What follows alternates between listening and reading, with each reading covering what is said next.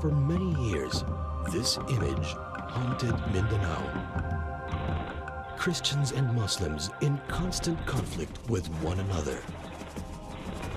And just like any other war, there are no victors, only losers.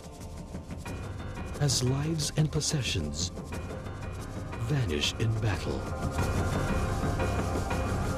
Such was the nightmare that took place in Barangay de Labayan, Kauswagan, Lanao del Norte. In the year 2000, the Philippine government launched an all-out war against the Moro Islamic Liberation Front, MILF. De Labayan, an MILF camp, was hit the hardest. The entire village burned to the ground. We were at a loss on what to do. Practically, our relatives have scampered to different areas. Nagalit pa ako sa mga sundalong Kristiyano kasi sinunog nila yung bahay namin, pati yung sasakyan namin. The Muslim residents of De Labayan blamed the Christians for their fate. But much to their surprise, in their time of need, it was a Christian military officer, Colonel Johnny Macanas, who came to the rescue. In my Christian life, there was a time when I prayed that all Muslims would go to hell. Galit lang ako dahil tinuruan ako ng mga ninuno ko na magalit sa mga Muslim. Ang sabi ng mga ninuno ko, na huwag kang magtiwala sa Muslim dahil masasama sila. On March 26, 1998, I heard Pastor Florentino de Jesus challenging the Christians to reach out in love to our brother Muslims. The late Reverend Florentino de Jesus was among the first Filipino pastors who ministered to the Muslims way back in the 1950s. His burden was to see peace and unity reign between the Muslims and the Christians in Mindanao. For more than 40 years, his vision seemed to have fallen on deaf ears, but his labor in God was not in vain.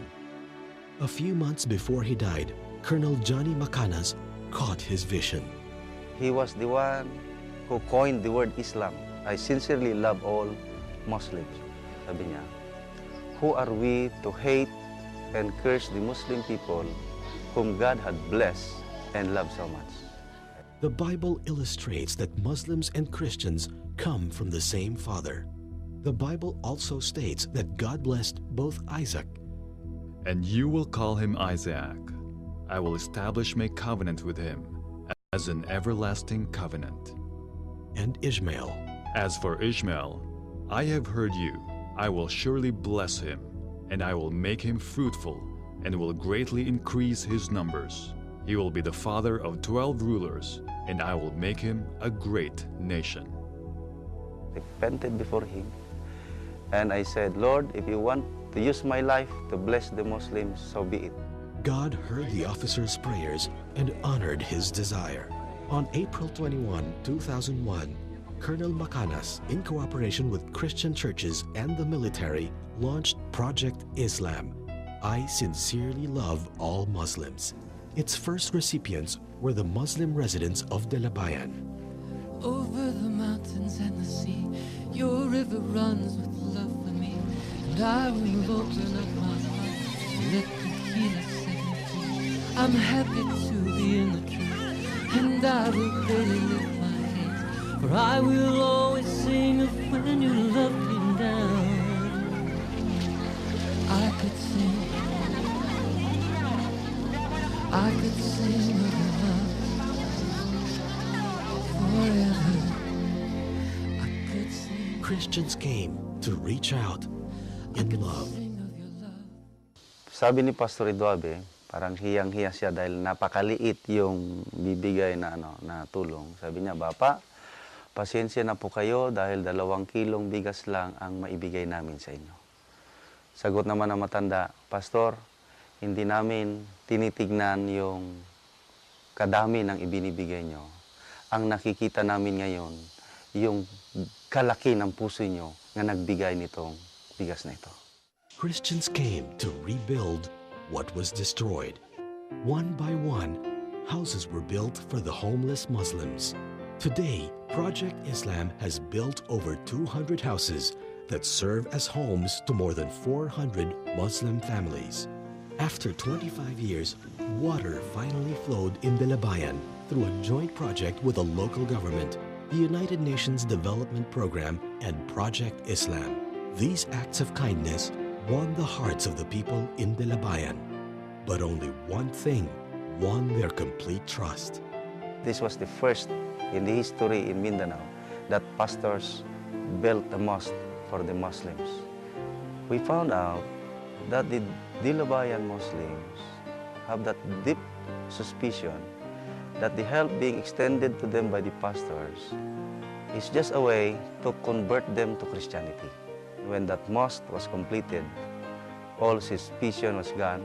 So we make it clear to them. This is why we build this, because we want you people in the community to worship God who created heavens and earth. And this God, this very God, is the one who loves you. He's the one who's sending us to you.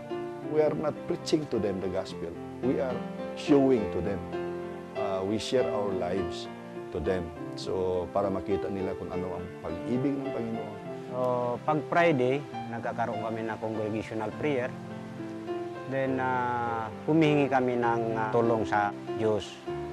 Sa hindi namin alam na dahilan na pagka umaga, Sabado na yan, may darating na mga pastors, may darating na mga Christian at dala yung mga pangangailangan namin. As a result, the people of Delabayan wholeheartedly believed that the God of the Christians heard and answered their prayers.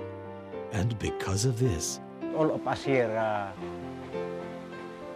naging born-again Muslims.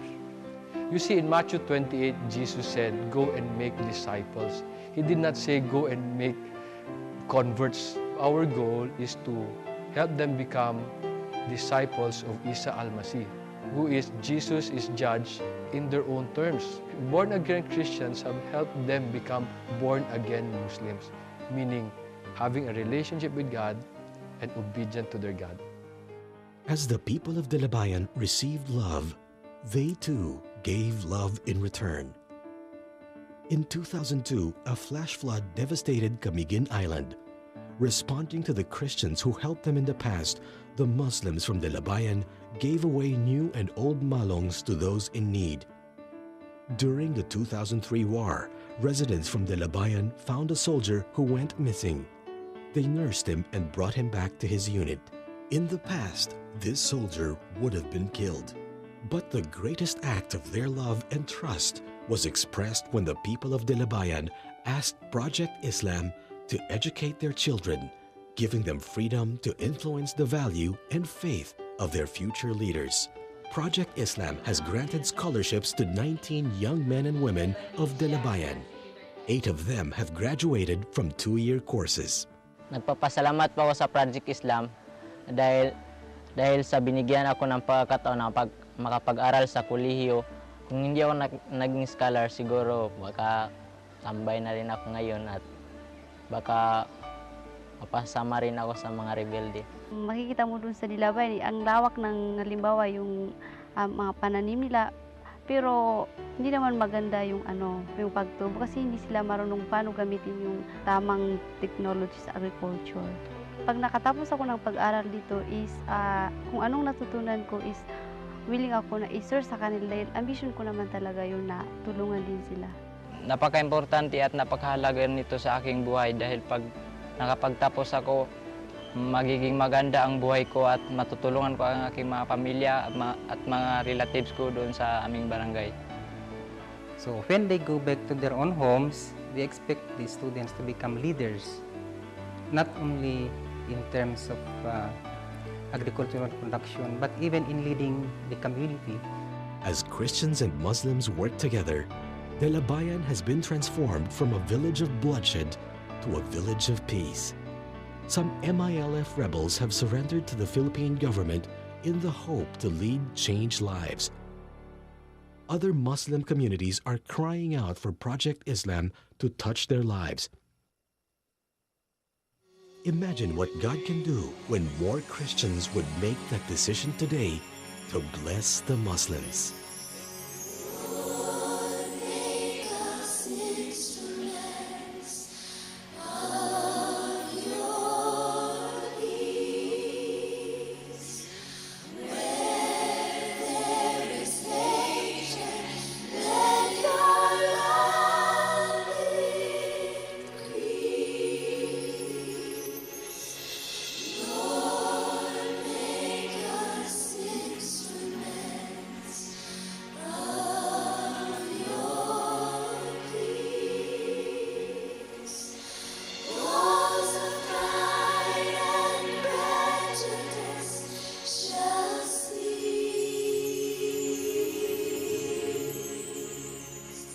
Kahit pangit yung alaala ko dati, nagpapasalamat ako kasi gumanda yung buhay ko, nakakapag-aral na kami. At saka gumanda yung lugar namin dahil sa Project Islam. Project Islam should be a very credible non-government organization that can be used as a conduit to economic packages, bringing rehabilitation programs to interior areas. I'd like to appeal to the Christian community to reach out in love to our Muslim brothers because we cannot do it alone. We can never see Mindanao come to Christ without caring for our Muslim brothers. We can never see the Philippines come to Christ without caring for our Muslim brethren. And we can never see the world come to Christ without caring for our Muslim brethren. I believe that the only thing that we have not tried is to sincerely love all Muslims. And I believe when we do that, there will be peace in our land and we will end terrorism in this country and in the rest of the world.